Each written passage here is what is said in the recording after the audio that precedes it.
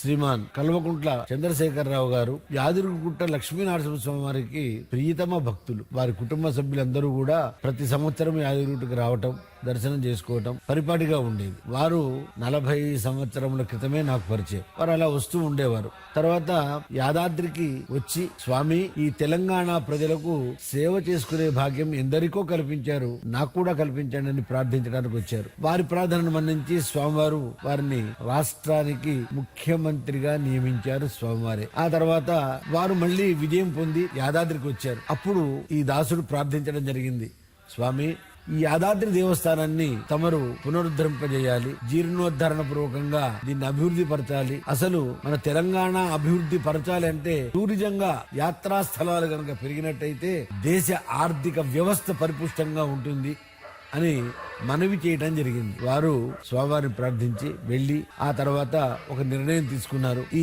ఆలయాన్ని ఎలా అభివృద్ధి చేయాలి అనేటువంటి ఆలోచన చేశారు. పెద్దలందరి చేత సంప్రదించారు. ప్రధాన భూమికగా క్షేత్ర నివాసిగా, క్షేత్ర ప్రధానార్చకుడిగా నా సలహాలు ఎప్పుడు కూడా తీసుకుంటూ శాస్త్రానికి కానీ, వాస్తుకు కానీ, స్వామివారి యొక్క వైభవాలకు కానీ ఏమాత్రము వన్నే తేడా రాకుండా అనుక్షణము కూడా నా పరిశీలనలో ఈ 1200 కోట్లతోటి 1200 మహాకళల సమాహారంగా ఈ దేవాలయాన్ని తీర్చిదిద్దారు.